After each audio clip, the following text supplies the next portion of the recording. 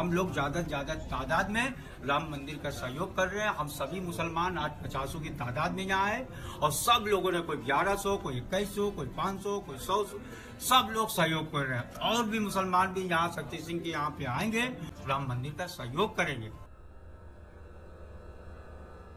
সেনাবাহিনীর কিছু কমান্ডো একটি পাহাড়ি অঞ্চলে টহল দিচ্ছিলেন। সেই সময় তারা এক রহস্যময় গুহা দেখতে পান। কৌতূহলবশত সেই গুহার মধ্যে প্রবেশ করে সেখানে গিয়ে তারা এক অদ্ভুত জিনিস দেখতে পান। ভালোভাবে দেখে তারা বুঝতে পারে যে এটা অনেকটা বিমানের মতো, যা কম করে 1000 বছরের পুরনো। এর চাকায় লাগানো আছে ভয়ানক সব অস্ত্র। আশ্চর্যজনকভাবে তারা নিখোঁজ হয়ে যায়। পরে সেনাবাহিনীর আরেকটি দল আসে, তার সঙ্গে চলে বিজ্ঞানীদের পরীক্ষা। তারা এই বিমানকে দেখার পর নিজের চোখকে বিশ্বাস করতে পারছিলেন না। কিন্তু কেন? সবাই কমেন্টে জয় শ্রীরাম লিখবেন। সকলকে আমাদের চ্যানেল পুরাণ কথায় স্বাগত। আজকে আমাদের আলোচ্য বিষয়, তাহলে কি সত্যিই পাওয়া গেল পৌরাণিক যুগের বিমান? ভিডিওতে এগোনোর আগে আপনি যদি আমাদের চ্যানেল নতুন হয়ে থাকেন তাহলে চ্যানেলটিকে সাবস্ক্রাইব করে পাশের বেল আইকনে ক্লিক করতে ভুলবেন না, কারণ আমরা প্রতি সপ্তাহে এইরকমই রহস্যময় ভিডিও এনে থাকি।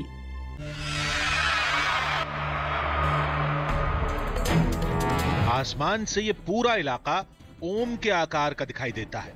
बताया जाता है कि जिस नाम से न आप अछूते हैं और जिस नाम से न मैं अछूता हूँ, उसी नाम राम के कदम 8000 साल पहले इस जगह पर पड़े थे।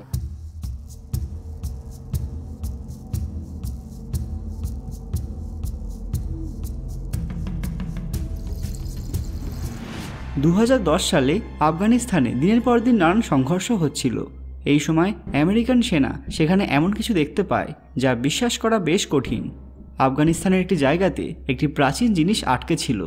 কেউ বিশ্বাস করতে পারেনি যে তারা হাজার হাজার বছর পুরনো একটি প্রাচীন বিমানকে দেখছে।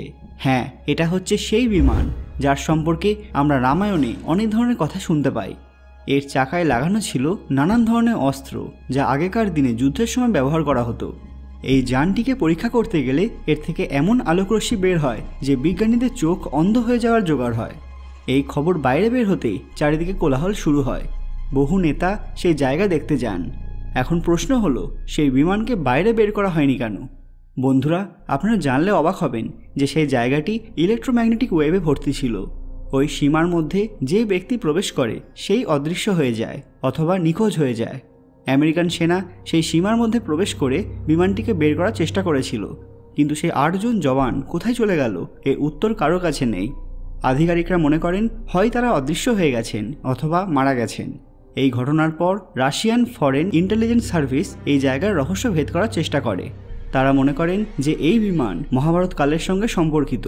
সেই এজেন্সি জানায় যে এই বিমানের 4টি চাকা রয়েছে, যার সাথে লাগানো আছে অত্যন্ত ভয়াবহ বোমা। রিপোর্ট অনুসারে যখনই এই বিমানকে চালু করা হয় তখনই এর থেকে আলোক রশ্মি নির্গত হয়। আমেরিকান সেনাও মনে করছিল যে জায়গায় বিমানটি ছিল সেই জায়গাটাও সাধারণ নয়, সেখানে যাওয়া অত্যন্ত কঠিন। সেই 8 জন সৈনিকের দেহ আজ অবধি পাওয়া যায়নি, যে কারণে আদৌ তারা মারা গেছেন কিনা বোঝা মুশকিল। বিজ্ঞানীরা মনে করেন যে সেই জায়গাটি একটি টাইম হুইল, যে এখানে প্রবেশ করে সে নিজের অস্তিত্ব হারায়। অনেক মানুষ দাবি করে যে এই বিমানের আকৃতি এবং রূপরেখা রামায়ণকালের পুষ্পক বিমানের মতো, যাতে করে রাম, লক্ষ্মণ, সীতা অযোধ্যায় ফিরেছিলেন। এরপর এই অমূল্য জিনিসটিকে গোপনে রেখে দেওয়া হয়েছিল। তাহলে আমরা যেটা ভাবছি সেটা কি সঠিক? আপনারা জানলে অবাক হবেন যে এই বিমান আগে ধন ঐশ্বর্যের দেবতা কুবেরের ছিল। পরে রাবণ এই জিনিসটিকে ছিনিয়ে নেয়। দূরবর্তী স্থানে যাতায়াতের জন্য তিনি এটি ব্যবহার করতেন। একাধিক গ্রন্থ থেকে তথ্য পাওয়া যায় যে এই পুষ্পক বিমানটির নকশাকর এবং সংরক্ষক ছিলেন অঙ্গিরা মুনি। এই বিমানের নির্মাণ এবং সাজসজ্জা করেন দেবশিল্পী বিশ্বকর্মা। রামায়ণের পর এই বিমান কোথায় যায় তা আজও এক বড় রহস্য। আপনারও কি মনে হয় এটা সত্যি রামায়ণকালের পুষ্পক বিমান? সেটা অবশ্যই আমাদের কমেন্টে জানান। আর আজকের ভিডিওটি ভালো লাগলে ভিডিওটিকে লাইক করবেন এবং অবশ্যই সবার সাথে শেয়ার করতে ভুলবেন না। পরবর্তী ভিডিওতে আপনারা কোন অলৌকিক জায়গা সম্পর্কে জানতে চান সেটা আমাদের কমেন্টে জানান। সবাই কমেন্টে জয় শ্রীরাম লিখবেন। আর এরকম অজানা তথ্য পেতে পুরাণ কথা অফিসিয়াল চ্যানেলটি মনে করে সাবস্ক্রাইব করে রাখুন। খুব শীঘ্রই ফিরবো আরও একটি নতুন ভিডিও নিয়ে। ততক্ষণ আপনারা এই ভিডিওগুলি দেখতে পারেন। ধন্যবাদ।